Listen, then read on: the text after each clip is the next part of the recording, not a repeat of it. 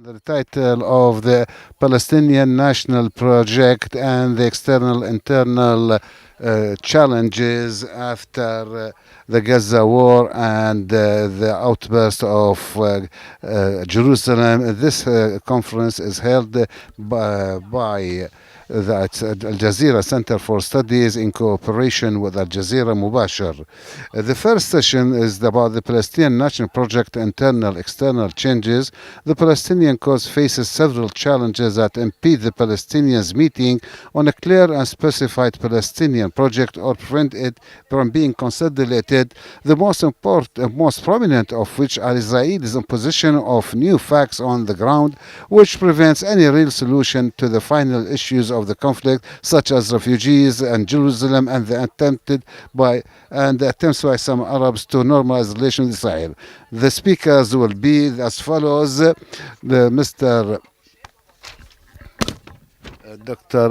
Mohsen Saleh, Director General of the Zaytouna Center of Studies, and Osama Abuirshaid, a researcher, non-resident researcher in the Arab Center in Washington, and Sari Orabi, Director of Al-Quds Center for Studies, and Mr. Antoine Shelhat, a researcher in Israeli affairs, and Fadwa Barghouthi, member of the Council, the Resolutionary Council of Fatah movement. The first question is given Dr. Mr. Mohsen Saleh. Doctor, what are the most important internal challenges that are facing the Israeli Arab National Project? The gentleman says he is thanking Al Jazeera Center for Studies and Al Jazeera Mubashir for organizing this conference, and saying that the challenges are the same old ones, but there are two changes that took place lately. The first of which is the cancellation and the postponing the elections, Palestinian elections, which had led to a sort of lack of absence and credibility between of the Palestinians regarding their present leadership, and then the fight of Habbat al-Quds.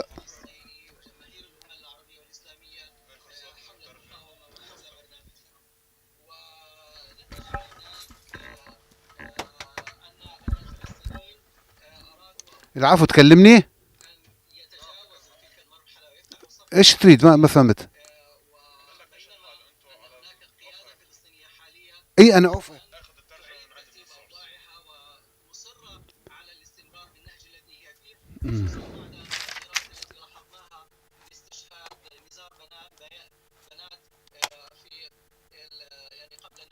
So we have these developments, which mean that the insistence to follow the same way of acting in a way that they have put themselves outside history and outside what the Palestinian people want. In this way, the issue of internal crises has become more complicated than before, but I can summarize them five internal big crises. The first are not agreeing about the vision and the interests of the Palestinians and the constants.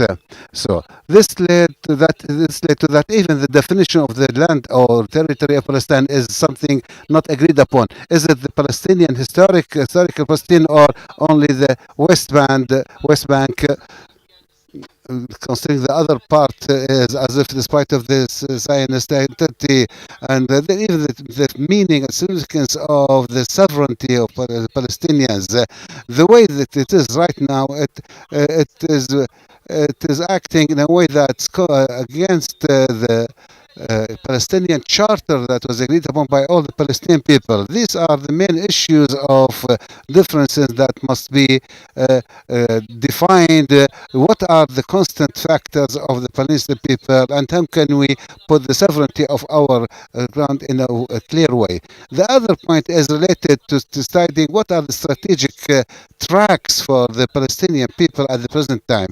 So should we adopt a track of peaceful peaceful settlement despite all the prices that were paid, or we should adopt the path of Palestinian resistance and what its results, or should we adopt a peaceful track which is called this one-state solution, or how can we bring in all these things?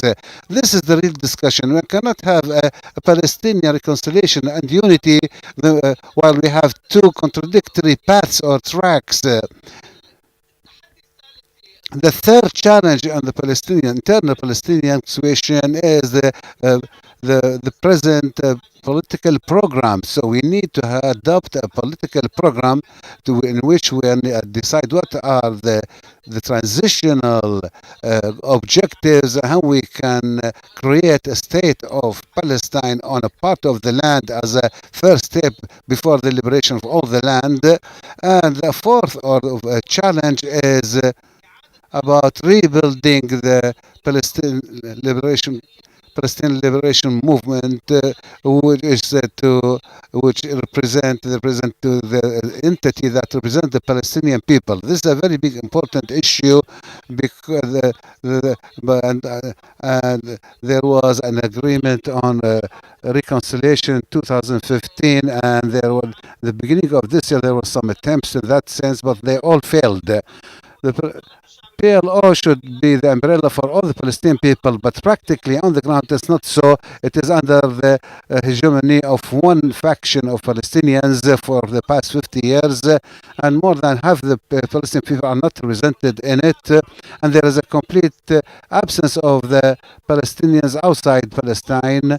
Most of the institutions of the PLO are in bad situation or have collapsed, so there is a real problem and a big challenge about how the Palestinian people can express their free will within some representative institutions that represent them in a real way. This is a very big challenge, the fourth one. The fifth one is something that requires some creativity on the part of Palestinians. It's about the political geography of Palestinians. The Palestinians themselves are now living on different geographies. There is a geography that's under occupation of Israel directly in the West Bank and in the West Bank, which is under the hegemony of the occupation forces, and also the even Palestinian Authority is serving them, and there is the Palestinians of 48, which is quite a different situation, and there are the Palestinians of Gaza Strip who have made a base of resistance. They are besieged, and there are the Palestinians in diaspora who what are these are the main challenges that you see. The most important being that they should decide what are the strategic tracks to be followed by the Palestinians, and how important to have an important transitional political program. So let's see what are the main external challenges facing the Palestinian Liberation Project with Dr. Osama Abuirshaid. Thank you very much. I would like to build on what was said by Dr. Mohsen. When we speak about external challenges, we must also link them and know that they are just an extension of the internal challenges.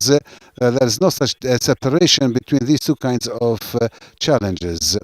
If there is some ambiguity, if we have some case of not having a real definition, what are the main points of the national Palestinian project, you will see this will be reflected on the external challenges.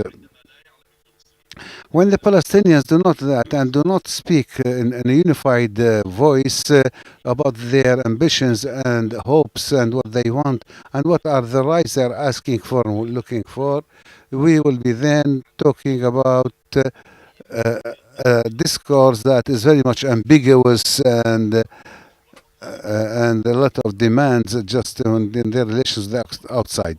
Some people say the Palestinian national project are very well known. What are the rights of the Palestinians? Yes, they are well known theoretically and within the historical rights, and could also be defined in a way regarding the decision of international legitimacy, but which rights and which definition of the rights and how deep are these rights that this discourse is not clear in the because the Palestinian leadership does not have a clear vision or does not have even a project or even any idea about what is the reality of the Palestinian people, what they are. So when you speak about external challenge, you must keep this in mind because this is not related to what we define and what are the legitimate Palestinian rights or that are even more than just what is said, or what is the collective discourse of Palestinians. The absence of vision is a sort of disbursement and a vacuum that has we can see now on the external level. As for the Arab level, today, many of the Arabs are running to normalizations, and before them there were other countries, and before that there were some relations either under the table or over the table, but not reaching diplomatic relations. But there has always, the Arabic justification was always that either they want to serve the Palestinian cause, or that at some time the Palestinians themselves do not speak in one unified voice, and that they have got into peace agreement and a peace agreement with Israel, and they negotiate with Israel on daily basis. So when you created this vacuum and and this big rift was created inside the Palestinian body, someone would ask, why should we go into negotiations if they are necessary, without having a vision about that, making this negotiation just a means, one means, but not the only means to. We should not think and the only option we have only the military one, or on the only option is only the negotiations for the sake of negotiations. So when all this happened and this rift happened, and this disbursement happened to the Palestinian position, we found how that affected the Arab countries. So many people are now saying the Palestinians are the first who had surrendered and made peace, and the first who had sold their country, and the first who had cooperated with Israel. So why is they can do that, the Arabs can't do that? This is also related to other issues, even when we speak about the external challenges. Let's take, Dr. Mohsen spoke of that, when the Palestinian people is in different arenas and countries. Some of them are Arab countries. Some Arab regions don't not know if this Palestinian is a Palestinian according to the vision of the leadership of Palestinians. For example, in Lebanon, do the Palestinians there really want the leadership, want these people to come back to Palestine? So this leads to more complication of the situation of the Palestinian National Project. To speak about some creative solutions was said in the deal of the century, peace, which they say that peace for prosperity, which Donald Trump said last year, speaking about a creative solution and what he called the other Arab brothers to solve the problem of the Palestinian refugees. This has led to this present situation. Then we have the third position, which is the international position. When you lose the support of the Arabs and do not have a unified Palestinian position, today we find that we look to an international arena, and the Palestinian this issue has been related to USA, which does not deal with the Palestinian cause as a right, but as a problem, and the world's not moving and doing anything. Even they disagree with the USA, they don't want to be in differences with them. So we are now have become a problem in the eyes of the people of the world, and this brings us back to the point that what is our national project in a way that we can reconsider and we can. Now I give the floor to Dr. Sari Orabi, director of Al-Quds Center for Studies in Ramallah. She is asking him what are the main points of differences, and even after. What's the way out of this predicament and political blockage? frankly speaking, that answering any question relating to the national project and all the crises that the Palestinian Authority going, we need to put identify the actual problem. What Dr. Mohsen referred to, and I build on what they say, actually there is no consent on a national Palestinian project. As a Palestinian living in the West Bank, it seems that this is farcical. It's ludicrous because and Palestinians laugh on such talk because back in the 70s there were some kind of an agreement between the Palestinian fractions on the determinants of the Palestinian project. However, after 10 years of the establishment of Fatah,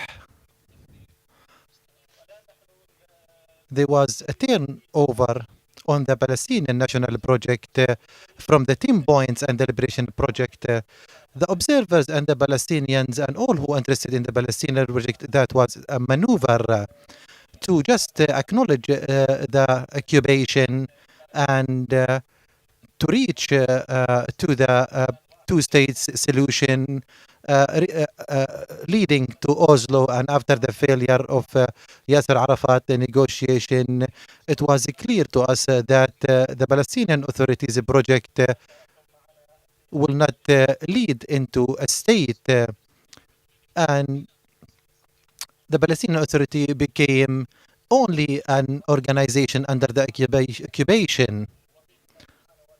The legitimacy with time have been was undermined, and the Palestinian project become only the interest of the elites and those who are in control. When the authority, when it was established, did not have a consent, it was a topic of disagreement. And we have seen the 10 Islamist fractions coming together that gave an indicator that even the establishment of authority under occupation was a big disagreement between the Palestinians. However, we cannot deny that there are some Palestinians supported the Palestinian authorities and gave it partially some legitimacy.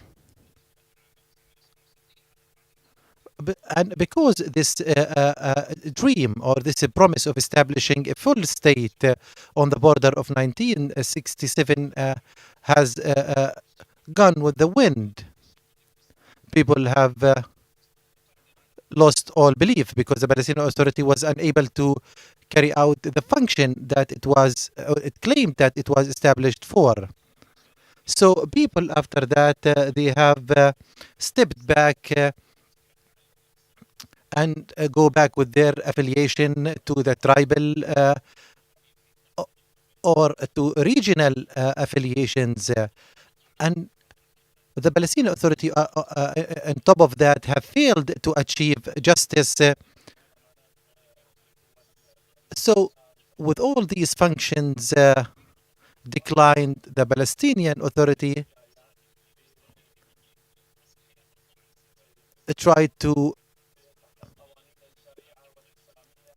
it was not able anymore to support the Palestinian resistance in the West Bank. And even 2 days ago, 84,000 Palestinian students have finished high school, and the Palestinians industry or workforce cannot handle such number. So the Palestinian Authority, failing to carry out its mandate, lost its legitimacy and the support of the Palestinian people. The Palestinian Authority does not have any security or popular or legal legitimacy. So the only justification for the Palestinian Authority is to provide security and to fulfill Western mandates. That was very good input. Now we go to Mr. Antoine Shalhat. Mr. Antoine, in the last Jerusalem uprising, what are the major challenges that the Palestinians are facing?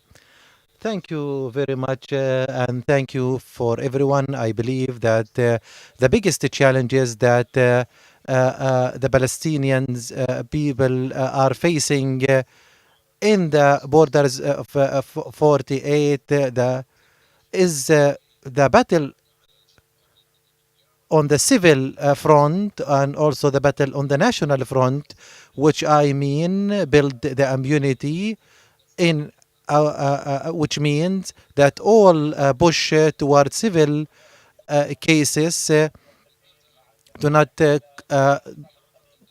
contradict the national project, because I believe the last uprising in Jerusalem, it was not only an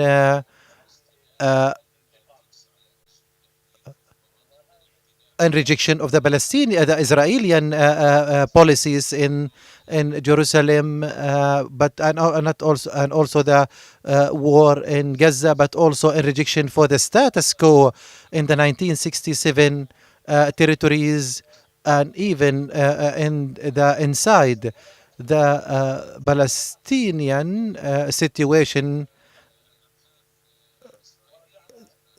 According to the Israeli research, many of these researches, we cannot go into details, but they talk about this flowery period into two brackets, but in the relationship between the Israeli state and the Arab citizens, and that came through to two major developments based on the same researches that have a huge impact on the relationship between the Arab Israeli citizens and the state. The first development was this integration mentality, especially in the integration in the economy, and the second development, which is as described also by researchers, that there's a trend by the Palestinian Israeli toward political pragmatism, which results in the lack of interest in the national interest. So this is the Israeli story and researchers. However, the Palestinian researchers have a different story to tell. But however, this is what we hear in Israel. I would like to add to that the last uprising have left in the Palestinian that reminded the Palestinians with the previous uprising, which is the October Intifada, which started in parallel with the second Palestinian Intifada, where the Arab, Israeli and Palestinian went to the streets in consolidation with their Palestinian brothers. In my opinion, this uprising or Intifada and the participation of the Arab Israeli citizens, that was a climax that proven that despite the special nature of the battle of the Arab Israeli citizens, however, in general, it is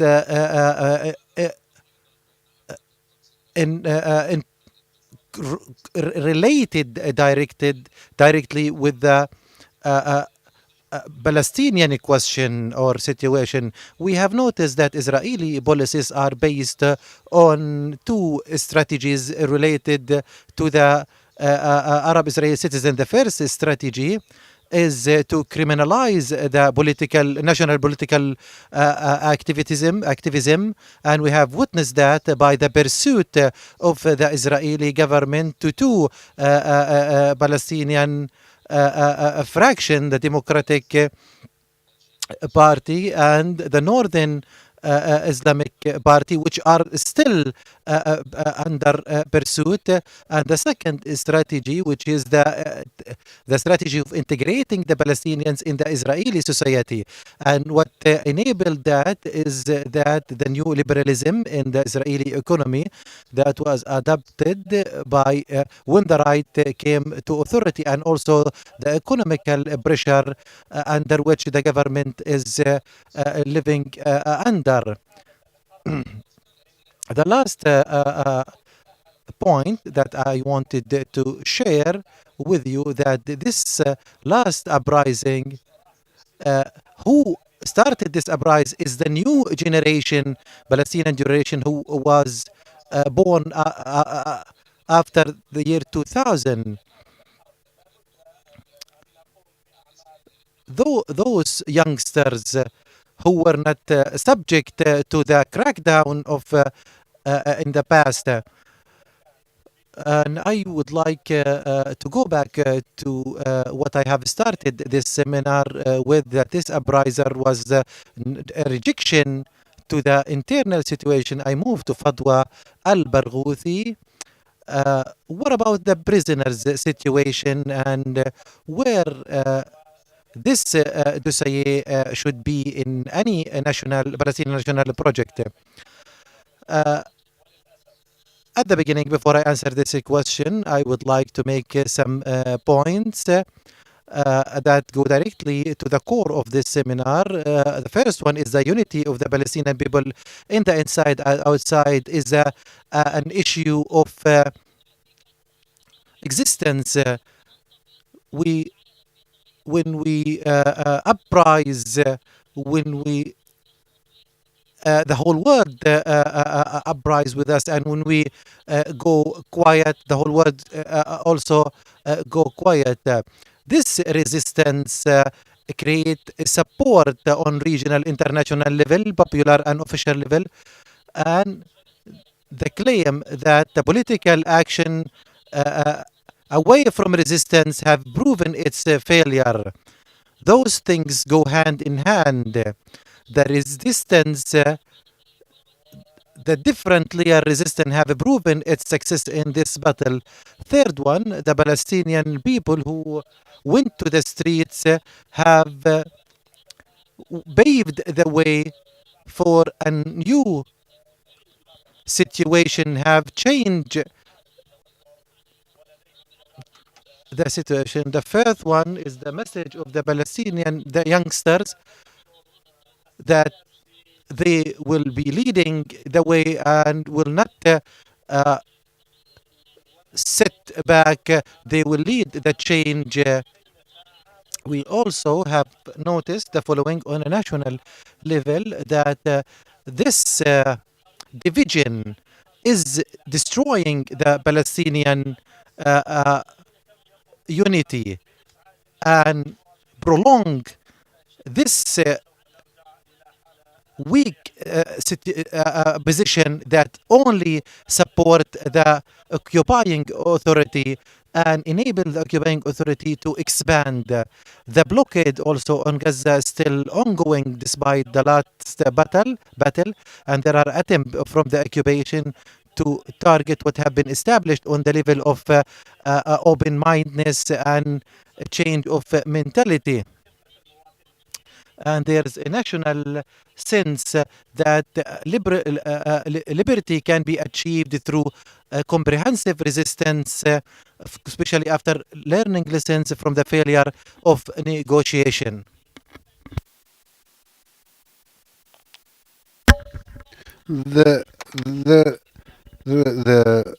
Not the old elite not allowing the new generations is an obstacle in front of all any real national project of liberation, and it should underline its components, which are made from Palestine, from the sea to the river, regardless of the kind of political solutions that they must be based on this base, which is the base of the right of Palestinians. The political entities might change its borders, but the homeland's borders are not changeable. And then the right of self-determination is a full right for the Palestinians of 15 million Palestinians, no matter where they live. And also the Palestinian cause is related, it depends on the man and the land. Both are to go together hand in hand, and this has been crystallized through the right of the sacred right of return, and without this right, any solution would not be legitimate. And then the comprehensive resistance of the Zionist rejection, and this is our only option, which is based on the unity of the people, and which is the only guarantee for victory, because the unity of the people is the law of victory for all oppressed peoples, and the real unity is the unity that's based on partnership and the will to build a national and comprehensive institutions. Thank you, Ms. Fatma. And by this we come to the second theme, in which we give 4 minutes to each speaker. I give the floor to Dr. Mohsen Saleh again. Where are the Palestinians of diaspora from this national project? We find that they are less of their presence and their leverage on the peace process is getting weaker and weaker. Yes, in light of what was said by the other speakers and the challenges that we spoke of, I think some of these challenges led to two interrelated challenges related to a situation outside and inside the country, which represent an eternal crisis for the Palestinians. The first situation is the issue of the Palestinian legitimacy, in a way that this legitimacy has not been renewed for long years, and there's someone who's monopolizing the power and the leadership and does not accept any democratic changes, as was happened 3 months ago when the elections were cancelled. And there is an Arab environment, international environment, that want to rehabilitate the Palestinian Authority and to create the crisis, and not to simplify a real democratic track that leads to free will of the Palestinian people. So this issue, this crisis of legitimacy is an important one. The second crisis related to this one is related to the decision making by the Palestinians. In the past years, the Palestinians, since the beginning of the PLO, were talking about that they said that their decision should be independent. But now in the past years, we find that the Central Council of Palestinians is under occupation in Ramallah, and the Palestinians of diaspora have no right to take part in it, and the resistance do not have the right to take part in it. So that's why we find this is a new crisis that was not there in the past. Now we see the crises are interlinked, leading to these two crises, the one of legitimacy and the crisis of decision making. One cannot say that I have the dependent Palestinian decision that has been taken under the rule of the occupiers. As for the Palestinian diaspora, the PLO, when it was minimized and was changed into a tool in the hands of Palestinian Authority and just another institution, the Palestinians' role, the students of the diaspora, the role has been lost. So the main part of the PLO, instead of controlling the authority is now doing that. So consequently, there is no real Palestinian presentations outside Palestine, and in the participation in the legitimacy of Palestinians and the decision making in a real way. And this has consolidated what is done under occupation as if it is something legitimate, but decisions are made under occupation or occupation forces. So this is part of the crises that the people of diaspora are not represented. And the other thing, the Palestinian people have their institutions, their capabilities and experiences, big experience. All these are not being invested or used. The Palestinians and outside the country have the good, the popular leaderships that can all be active and useful because they are very much influential where they live in the Arab and Islamic countries and Europe and USA. Thank you. The presenter is interrupting him. She is interrupting him, saying that so the Palestinians of diaspora are deprived of their role of taking part in the decision making, and the PLO has lost its real role. Now I give the floor to Mr. Osama Shted. Biden's administration, is it different from other administrations the way they deal with this issue?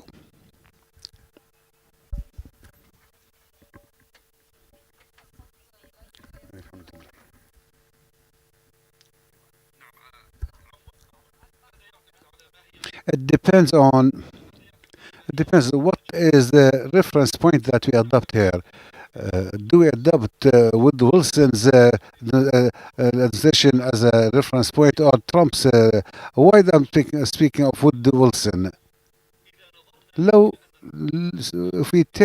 if we look into Trump's administration at that reference point, so yes, you can say there is something new in Biden's the policy regarding Palestinian cause. But if we take the general context of the American policies for the more than 1 century regarding Palestinian cause, so we can say there is no real changes, but it's also within the same circles of being partial and being complice with Israelis. This is the general context that they take side with the Israelis. Why? Wood Wilson administration gave legitimacy to the Balfour Declaration, and the Britain did not could not announce it before getting the approval from administration of Wood Wilson, and the Congress recognized this declaration in 1920. Wilson was Democrat. Harry Truman in 47, 78, when the state of Israel was created, was a Democrat. Lyndon Johnson, when Israel occupied the rest of the Palestinian, the rest of the historical Palestine was also a Democrat. So we can see that all the Democratic and Republican administrations are complices and are taking side with Israel. As what happened with Donald Trump's administration, here we can see there's some ambiguity in the image, as if there was a change in American policy. Donald Trump has got out of the general American context, which is accomplice with the Israelis. He made a more advanced step by being part of the Zionist agenda and becoming a representative of the Zionists through some personalities such as Jared Kushner. So this became as if this channel to publish or to adopt the Israeli vision, Zionist vision, in a way that Israel will not bear any consequences of some of the consequences of its occupation. When Biden came to, he came back to the historical context, 1917, of being accomplice with the Israelis.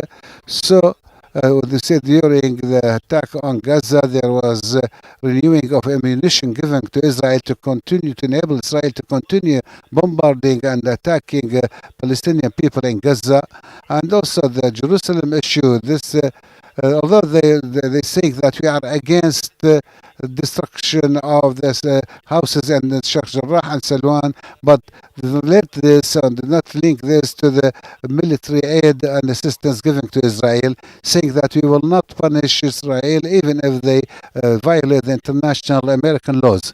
And there is also some impartiality and about Golan. And also Jerusalem, they said that the unified Jerusalem is something that does not exist any longer, and the embassy will continue to be in there.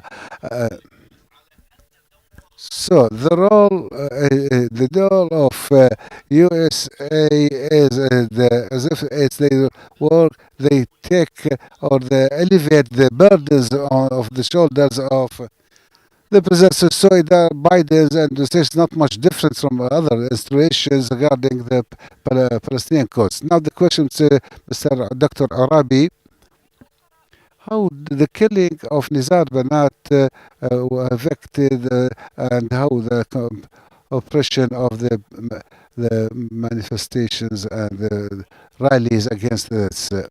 In fact, the killing of this man came after a long track of and as a representation of what the Israelis do. Before killing Nazar Banat, there were some developments on the Palestinian arena, such as the cancellation of the elections. These elections were a sort of was very much contested, and there were a lot of discussions because the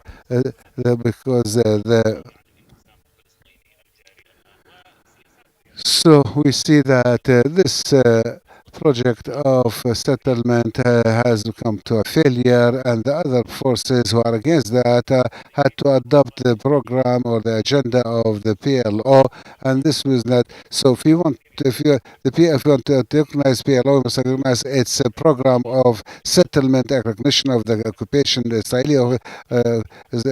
Israeli occupation. So these are led to giving so many uh, so many losses of their ideas and what they wanted to do, and they had to recognize all the different conditions imposed on them. That's why, anyhow, the elections were cancelled, even if it would not be very useful. But and this has affected the image and the position of the Palestinian Authority in the eyes of the Palestinians. Then came the outburst of Al-Quds and the Saif al-Quds battle. So, where people saw that the Palestinian Authority was very weak and very, in fact, there was nothing. They did nothing, and there was no initiative. I'm not speaking about Fatah movement. No, I'm talking about the official line, the official leadership, and the political agenda of PLO and inside the Palestinian Authority. And then there were other problems on the administrative level, such as the deal of expired vaccines and then the killing of Nazar Banat. So we are speaking of a series of failures and talking about the legitimacy of the Palestinian Authority. But in fact, the peoples of Palestine knew that the Palestinian Authority will not change its path. The most important path is the political path, which led us to a failure, a complete failure, and which had led to the deal of the century and the recognition of Jerusalem as the capital of Israel. And this was supposed to be the Palestinian Authority should be against this. This is not what I'm saying. No, this is what the leaders of Fatah said that, and they took the decision in their meetings to stop the security coordination, and not in a real way, not in just as a artistic thing. So after the Saif al-Quds battle and after the latest problem, it seems the authority thinks that to consolidate their presence depends on proving that how they are important and doing what they should do, their function, and just to have a function which is the administrative one, which counts on the international system that helped in the creation of the Palestinian Authority. It seems there is no revision of the economic and social policies in a way that Palestinian Authority might become an institution that strengthens the Palestinian resistance. On the contrary, they are getting weaker and weaker within this catastrophic situation. The presenter is saying, so that now the question is to Mr. Atwan Shalhat.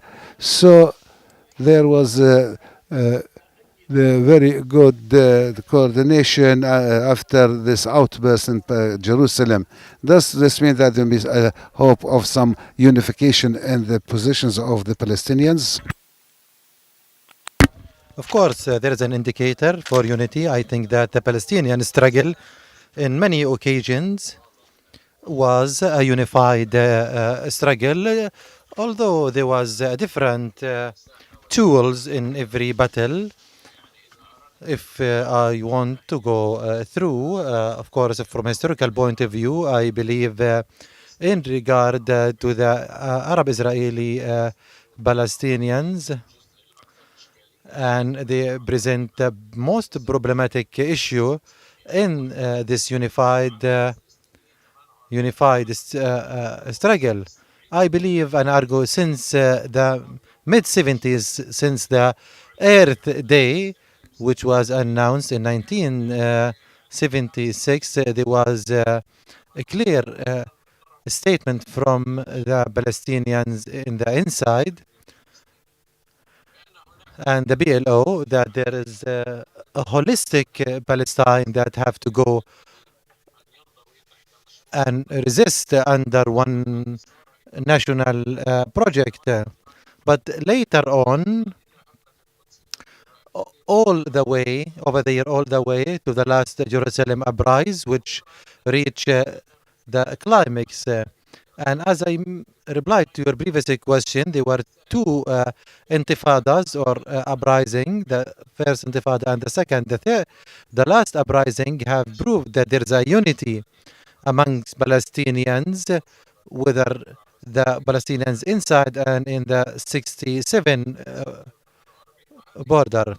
This is very important point, and maybe some of those refer to some of the other speakers. So, because what happened to the Palestinians in the inside when Oslo agreements were signed, or the political settlement, as it's called, in my simple opinion, I believe when the Palestinian side signed such an agreement, there was let go of the Palestinian inside and pushing toward Israelism. And there are some practices that the Palestinian authorities are conducting, especially in the case of the prisoners in the elections battles in Israel, when officials and the authority intervene to give more weight to one nominee over the other. I believe that there are so many obstacles, hurdles, and I believe the majority of these obstacles and hurdles are subjective, has to do with the Palestinian parties and fractions in the occupied territories 1967, and also in the 1948 territories and on the diaspora.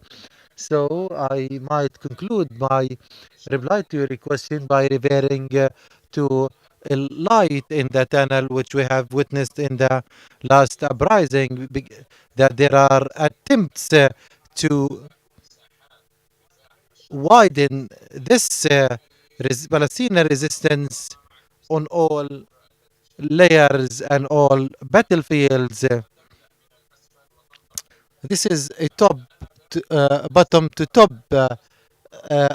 movement. I believe that such movement might affect all these uh,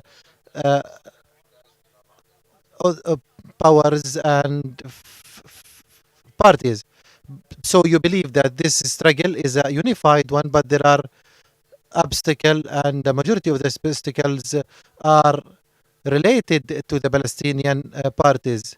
We go to Fatwa al-Barghouthi, who played a major role in the Palestinian resistance. Where are you now from the leading the Palestinian people and resistance?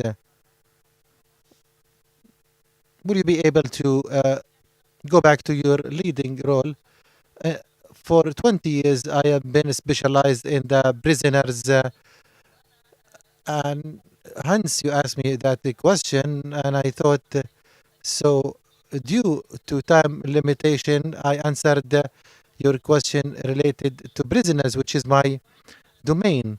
But when we talk about the national liberal project that start with liberating those who sacrifice their freedom for the freedom of the country, Palestine is the case of the 1 million prisoners. You see, all type of people, men, women, children, girls.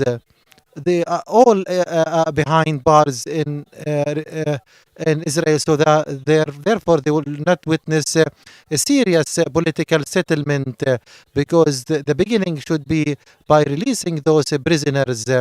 Also, the integrity of these prisoners should be maintained. We should reject all these excuses by the apartheid system and occupation. We should not, they should stop mixing and falsifying information about who is the executor and who is the victim.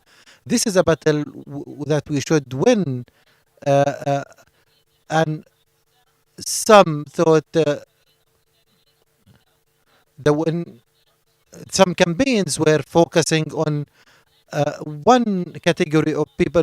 These are goods, but we should launch a international movement similar to Nelson Mandela to demand the release of Al-Barghouthi and other prisoners, Marwan Barghouthi, and also we need to work with Ahmad Katrada. We worked with Ahmad Katrana in an international campaign, which was supported widely from many prominent people, including Nobel Prize winners.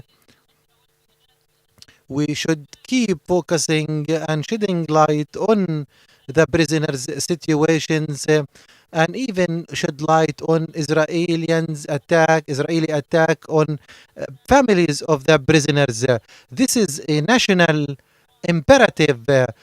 We should be victorious on this occupying power. The prisoners' case is a political one, a humanitarian one. Therefore, this should be a precondition to political work and not a result of it.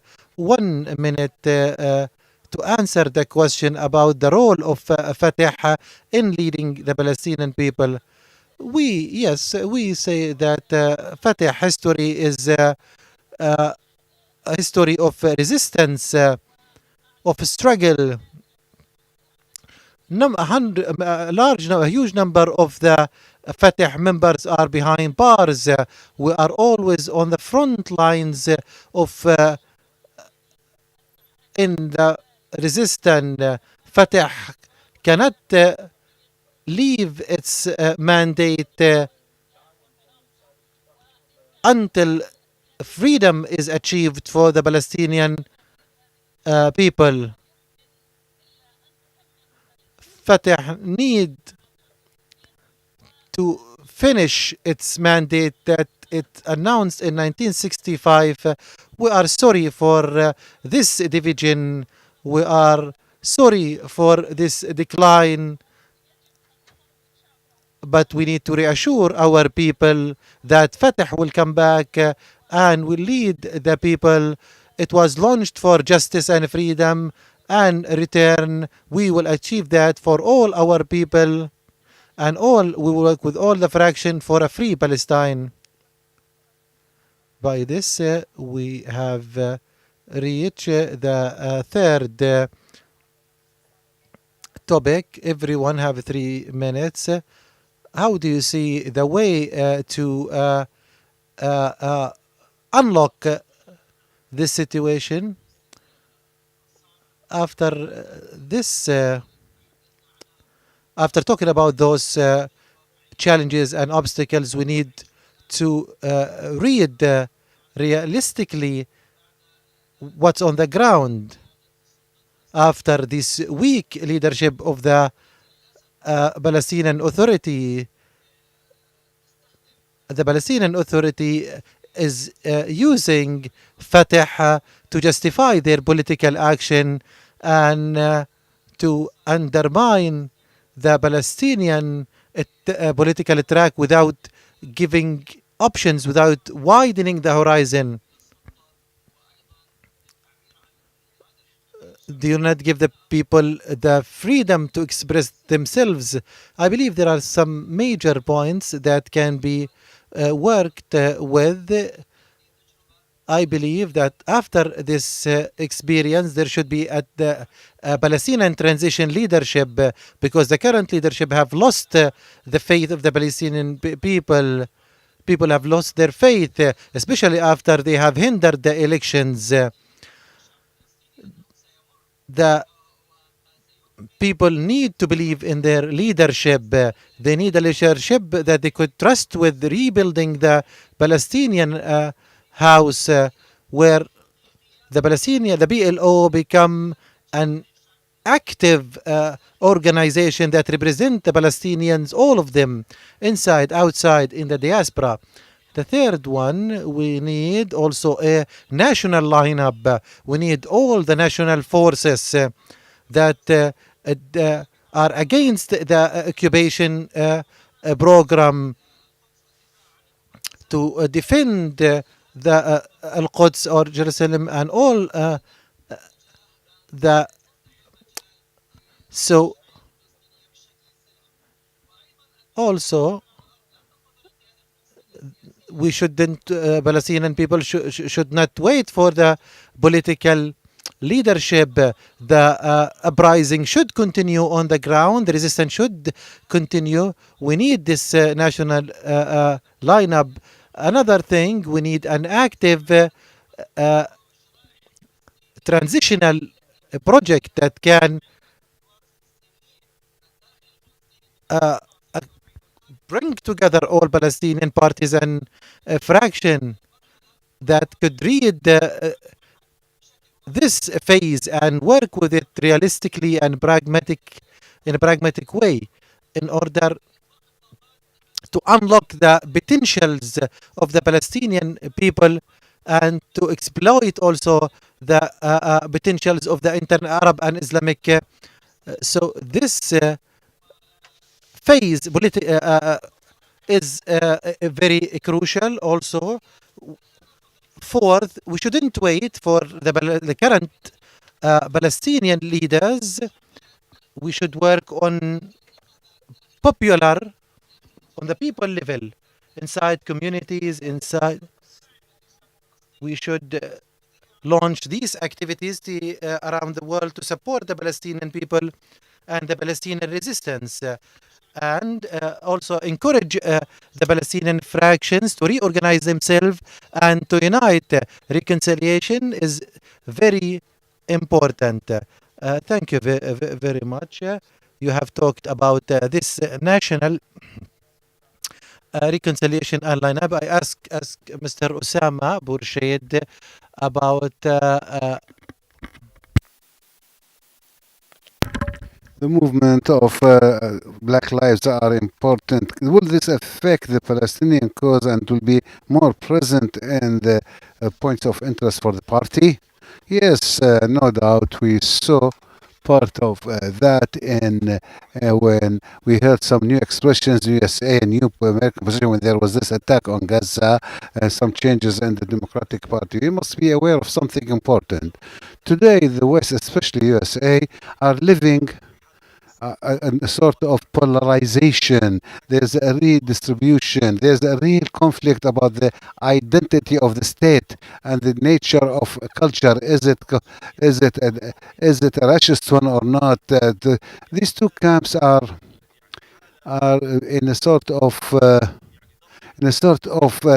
tension in their relations during Trump's period, and this affected Israel because Netanyahu was closer to Trump's camp, so he went into Israel, automatically went into the camp of hatred, and this has what was and many people had warned against that. Even the former Israeli Minister of Foreign Affairs had warned against that Israel should not be part of Trump's camp, and which is against even anti-Semites even. There was a paper organized by Gallup in 2018 in which it says that the more the Americans have knowledge about Israel, the less they love it.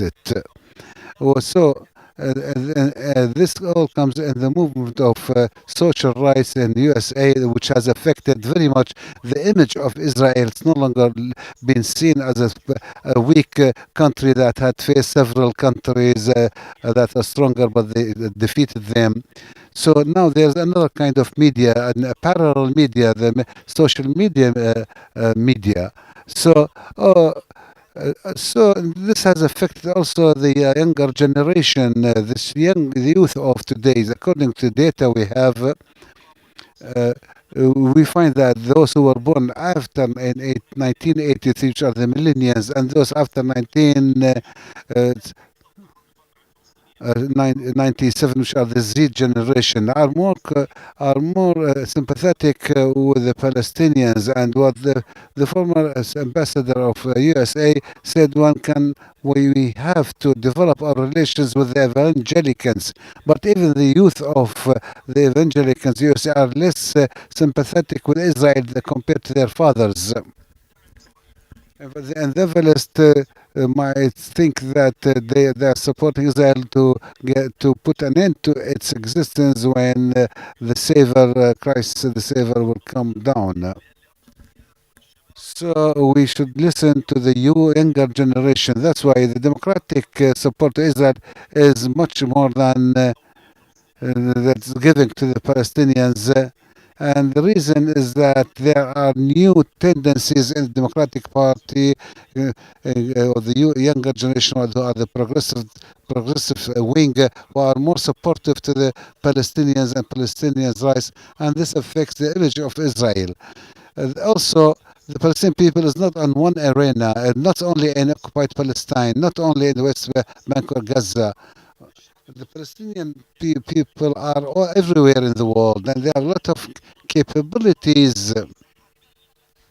Yes, the presenter is interrupting him, saying, yes, this was underlined. Now I give the floor to Dr. Sari Orabi.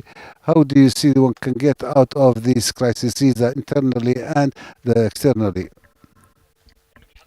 In fact, one can speak about three paths or tracks. The first of which is a national one, if you want to address all the Palestinians, because the problem of Palestinians is not their ideas but their wills, because of this division in the Palestinian ranks and the third of the settlement project that has affected the relations.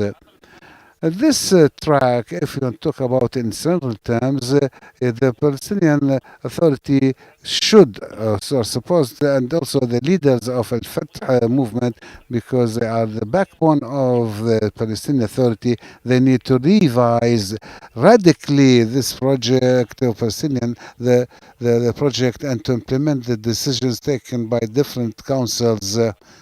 But it's not clear so far, after all these big challenges in Palestine and Palestinian cause, it's not clear that the Palestinian leadership were thinking of rethinking this track. And so we must think about the second track, which is the main forces in Palestine which are against the settlement, and this was clear in the Saif al-Quds battle and the latest aggression by Israel on Gaza.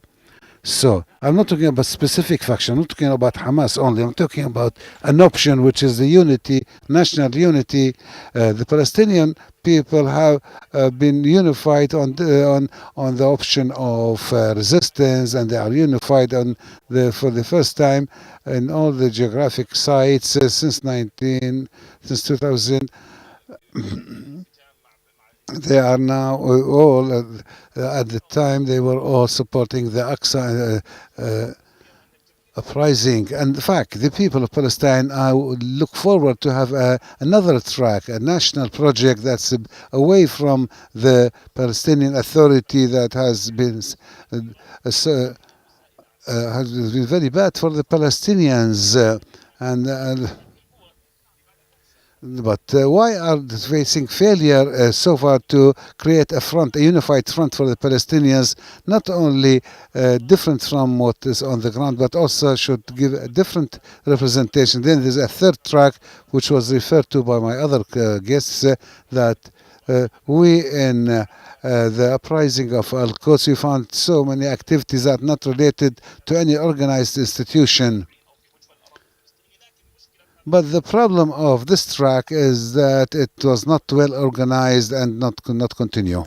Dr. Antoine Sharhat, the question is to you, can the situation be different now in dealing or are only Israelis looking into their own interests within the right-wing parties? I think the present Israeli government, since it was sworn in the 13th of June, is trying to prove that it's more right-wing than the previous government of Netanyahu. And if we take a number of decisions that was taken by this government since they come to power, we can this will prove what I'm saying, that they are very much right-wing and even more right-wing than the previous government. These decisions might be, I will refer to only a few of them. The first decision, you notice how that this government will deal with Gaza Strip. They have created a new equation for retaliation by bombarding Gaza as a retaliation on any one balloon, one burning balloon. And also they agreed on what is called the parade, or the flag parade, which is the anniversary of the unification of the Jerusalem and changing it to an eternal capital of Israel. This government also suggested the law of citizenship, which calls for the unification of the families of those who one of the family member has the Palestinian nationality, and also the settlement that was agreed on by this government when they had the problem in Jabal Isbiha in the outpost. In a way that even some Israelis say that this is sort of recapitulation to the settlers in the. All this indicate that this government continues the way it's working and its right-wing tendencies, just as the previous government, because most of the components of its government are right-wing people. And the problem is not in the policies of the right wing, but the continuation of being there in the political scene, landscape, and this government, which is called itself the government of change, is their objective is to put an end to Netanyahu's. Now I give the floor to Sfed al-Qardouthi, and given the conditions the Palestinians are living nowadays, especially the internal divisions, and is this a possibility of a new Palestinian uprising? Yes, first of all, our Palestinian people is in a state of uprising every day. There is always, every day, there are martyrs and injured people in faith because they all confront the occupation forces. But if you talk about an uprising like the first and second uprising, what we say is that these two uprisings did not come by a decision by a leader. No, it was a representation of the Palestinian people's will and feeling against the occupation forces, which is continuing. That's why this uprising, the third uprising, can be seen at any moment. But unfortunately, there are some issues that were changed, that any uprising needs popular and national support and regional support. But unfortunately, we find that the Palestinian that now the Palestinians are in a state of divisions. I hope that will come to an end. This is a black division, a black spot on the long struggle of the Palestinian people, and also the Arabic divisions should also come to an end. All the Arab world are busy their own problems. In fact, all the world right now in a state, especially the past 2 years, are okay, preoccupied with fighting viruses or economic problems. So the world today does not look onto the Palestinian cause as something that has a priority. But we saw that when there was a Quds outburst and the Saif al-Quds battle, how all the world looked onto us. That's why we say if we move, the world moves, and if we keep silent, the world will keep silent. So what we need is this popular support and national support and Arab international support, but the Palestinian people is in a state of continuous and permanent uprising and resistance, comprehensive resistance, which makes all the life of the occupation was a hell, and they have to pay a very high price for it.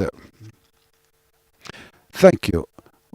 So now we come to the end of this third session, which is under the title of the National Project, National Palestinian Project,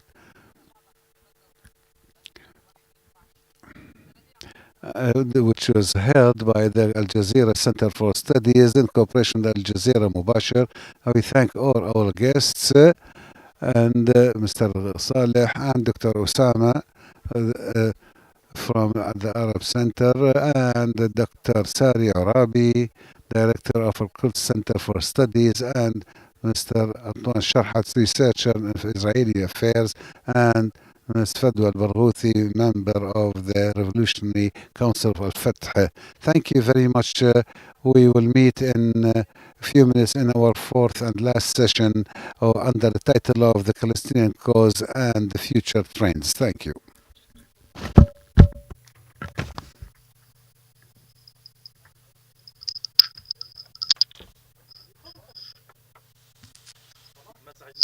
لا لا يا أخي